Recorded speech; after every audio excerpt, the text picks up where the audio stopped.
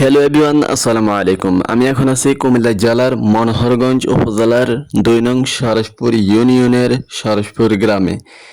Guys, এটা হলো আপনার জনতা বাজার থেকে যে রোডটা গিয়েছে জনতা বাজার মাদ্রাসার পাশ দিয়ে লক্ষণপুর বাজারের দিকে। এটা হলো ভাটিয়া ভিটার ঠিক আগে যে ব্রিজটা ছিল, ভাটিয়া ভিটার আগে জনতা বাজার মাদ্রাসা পার হলেই এই ব্রিজটা দীর্ঘদিন যাবৎ বেহাল দশা ছিল, ভাঙ্গা ছিল, অনেক পরিমাণ ভাঙ্গা ছিল, ঝুঁকিপূর্ণ ছিল, মানুষ যাতায়াতের খুব কষ্টকর হয়ে যেত। ব্রিজটা ভাঙ্গা হয়েছে প্রায় অনেক দিন হয়েছে, আমার মনে হয় রমজানের আগে ভাঙ্গা হয়েছে। আপনারা মানে আমি আপনাদেরকে আর কি বলবো, আমার বলার কোনো ভাষা নেই।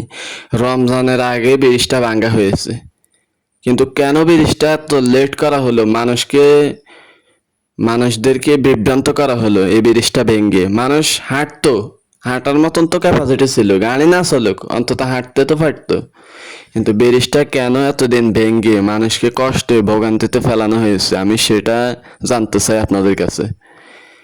তো আলহামদুলিল্লাহ এখন ব্রিজটার কাজ ধরা হয়েছে ইনশাল্লাহ। আমার মনে হয় খুব শীঘ্রই ব্রিজটার কাজ ধরা হবে, ফাইলিং করা হবে। এই যে মাল সামানা নিয়ে আসছে, ব্রিজটার শেষ আপডেটও আমি আপনাদের কাছে দেওয়ার চেষ্টা করবো ইনশাল্লাহ। যখন নতুন ব্রিজ হবে তখন আবার আপনাদেরকে আমি ভিডিও দিব ইনশাআল্লাহ।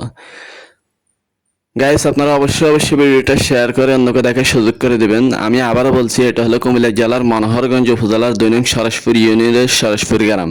জনতা বাজার থেকে লক্ষণপুরের দিকে যে রোডটা গিয়েছে এটা হলো ভাটিয়া ভিটার ঠিক আগে এই ব্রিজটা দীর্ঘদিন যাবৎ ভাঙ্গা ছিল, এখন আবার নতুন রূপে ব্রিজটা এখানে হবে ইনশাল্লাহ।